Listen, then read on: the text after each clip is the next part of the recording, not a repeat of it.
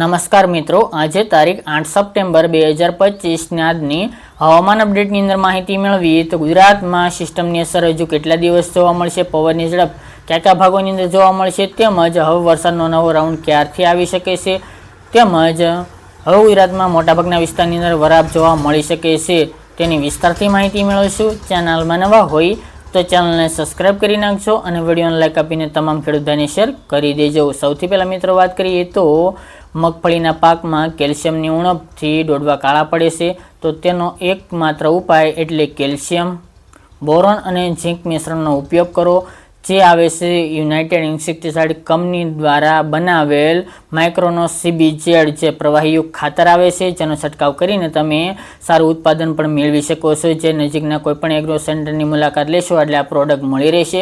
વધુ માહિતી માટે સ્ક્રીન ઉપર નંબર પણ આપેલા છે। હવે મિત્રો વાત કરીએ તો હવામાનની ગુજરાતની અંદર ખાસ કરીને છેલ્લા 4-5 દિવસથી વરસાદની સારી એવી વરસાદી સિસ્ટમ ગુજરાતમાંથી પસાર થઈ હતી અને અત્યારે ખાસ કરીને વાત કરીએ તો રાજસ્થાન લઈને આમ તો ગુજરાતના મોટાભાગના વિસ્તારને કવર કરીને સિસ્ટમ આગળ ઘણી વટી ચૂકી છે, તેમજ પાકિસ્તાનના અમુક ભાગો સુધી પહોંચી ગઈ છે, પરંતુ હજુ મિત્રો આજે દિવસ દરમિયાન અને રાત્રિ દરમિયાન તેનું જોર હજુ પણ અમુક ભાગોની અંદર જોવા મળી રહ્યું છે। હવે ધીરે ધીરે તેની અસર દૂર થતી જોવા મળશે સિસ્ટમ દૂર જવાને કારણે। આ મિત્રો સિસ્ટમ બંગાળની ખાડીમાં બની હતી અને ગુજરાત સુધી પહોંચી હતી અને ગુજરાતમાંથી આમ જોવા જઈએ તો પહેલી સિસ્ટમ જે ચોમાસા દરમિયાન ગુજરાતમાંથી પસાર થઈ હતી, જે બંગાળની ખાડીની હતી અને મિત્રો ગુજરાત સુધી પહોંચીને તે વધુ મજબૂત બનીને એક ડિપ્રેશન બની ચૂક્યું હતું, જેના કારણે મિત્રો ગઈકાલના રોજ દરમિયાનથી આજે વહેલી સવાર સુધી એટલે કે રાત્રિ દરમિયાન એક વાવાઝોડા જેવો પ્રકોપ જોવા મળ્યો હતો। અનેક વિસ્તારની અંદર અતિભારે વરસાદ નોંધાયા હતા, અનેક વિસ્તારની અંદર પૂર જેવી સ્થિતિ પણ હાલ સર્જાણી હતી, જેમાં વાવ, થરાદ હોય, સાબરકાંઠા, બનાસકાંઠા, પાટણ, સુઈગામ એ ભાગોની અંદર મુશળધાર વરસાદ વરસ્યો હતો અને સૌથી વધુ 18 ઇંચ સુધીના ધોધમાર વરસાદો પણ ખાબક્યા હતા। અનેક નદીઓમાં પૂર પણ આવ્યા હતા, તેમજ જનજીવન પણ ખોરવાઈ ગયું હતું એવી સ્થિતિ સર્જાઈ હતી। એવામાં કચ્છના પણ રાપર હોય, વાગડ વિસ્તાર હોય એ ભાગોની અંદર પણ અતિભારે વરસાદ, ભચાઉ, ભુજ સહિતના ભાગોની અંદર પણ એક પ્રકારે મેઘતાંડવ જેવી સ્થિતિ જોવા મળી હતી। પરંતુ હવે મિત્રો ધીરે ધીરે આજે વહેલી સવારથી ઘણા બધા વિસ્તારની અંદર વરસાદની ગતિવિધિમાં વિરામ જોવા મળી રહ્યો છે, તેમજ આ જે ભાગોની અંદર ભારે વરસાદના કારણે નુકસાની પહોંચી છે તેમાં પણ હવે ધીરે ધીરે આજે મિત્રો રાત્રિ દરમિયાનથી ઘણો બધો વિસ્તાર કવર કરીને સિસ્ટમ આગળ જતી રહી છે અને ધીરે ધીરે પવનની ઝડપમાં પણ નોંધપાત્ર ઘટાડો જોવા મળી રહ્યો છે। આજની અત્યારની સ્થિતિ મુજબ વાત કરવામાં આવે તો પવનની ઝડપમાં ઘણો બધો સુધારો જોવા મળી રહ્યો હતો। એક વાત કરવામાં આવે તો 70-80 કિલોમીટરની ઝડપે પવન ફૂંકાયા હતા। ઘણા બધા ખેડૂતોના પાકને ભારે નુકસાની પણ પહોંચી છે।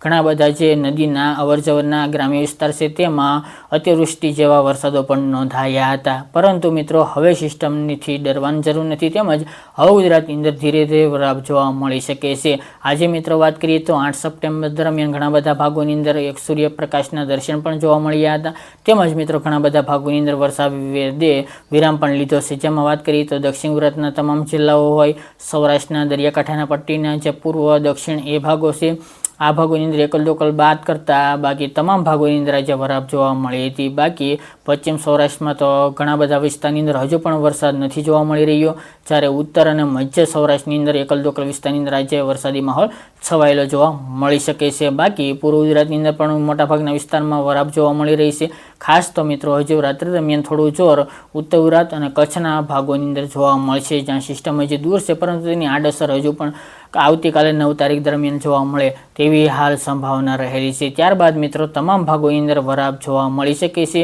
આ વરાપનો રાઉન્ડ મિત્રો 13 આસપાસ હાલની અપડેટ મુજબ જોવા મળી રહ્યો છે। ફરી મિત્રો બંગાળના ઉપસાગરમાં એક નવી સિસ્ટમ બનવા જઈ રહી છે, જેની અસર મિત્રો 15 તારીખ આસપાસથી જોવા મળશે, પરંતુ મિત્રો આ સિસ્ટમની બનવાની તેમજ ગુજરાત સુધી આવવાની 50% સંભાવના હાલ ગણી શકાય। એટલે મિત્રો સિસ્ટમ બને છે તેના ઉપર જોવાનું રહ્યું, તેમજ મિત્રો સિસ્ટમ બને છે તો કઈ દિશામાં આગળ વધશે તે જોવાનું રહ્યું, તે મુજબ અપડેટ આપતા રહીશું। બાકી મિત્રો આ ત્યાજની મહત્વની હવામાન અપડેટ ફરી એક નવા વિડીયો સાથે મળીશું। આજ માટે આટલું જ।